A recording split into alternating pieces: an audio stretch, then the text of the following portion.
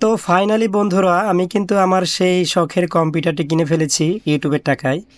তো প্রথমে আমরা যাই হলো ইসলামী ব্যাংকের এটিএম বুথে, সেখানে গিয়ে আমার টাকাগুলো উইথড্র করার জন্য।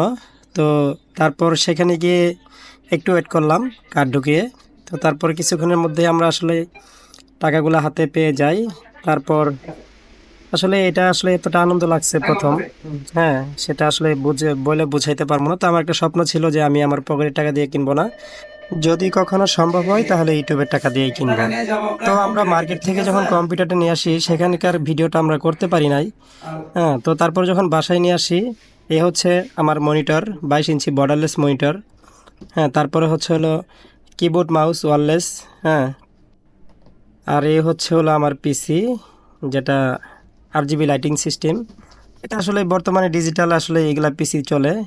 আর মনিটরটা আমি আপনাদের কার্টুনটা দেখালাম, আগে আনবক্সিং করছি, কারণ হলো একটু ভিডিওটা লং হয়ে যায় এই জন্য আগেই করেছি। হ্যাঁ, এই হচ্ছিল পিসি আনবক্সিং করলাম, এই যে পিসিটা আমার। তো আসলে এটা আসলে খুব ভালো লাগছিল প্রথম অবস্থায়। তো তারপরে এটা দেখি সেটিং করার পরে এটার কি অবস্থা। তো এইখানে আমি লাগাইছি হইলো গিগাবাইটের মাদারবোর্ড, কোর i5-এর 6th জেনারেশন প্রসেসর, আর হচ্ছিল 8 GB র্যাম।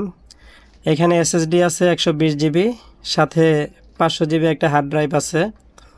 তো আমার জন্য আর কি এটাই বেস্ট আমি মনে করি, কারণ এর চাইতে ভালো আর আমার প্রয়োজন হবে বলে মনে মনে করি না। যদিও কখনো সম্ভব হয়, যদি এর চাইতে আরও ভালো লাগে আমার, তো সেই সময় কোনো এক সময় মডিফাই করে নিব, না হয়তো নতুন একটা কানেকশন করব। তো যাই হোক, আমার পিসিটা অলরেডি চালু হয়ে গেছে।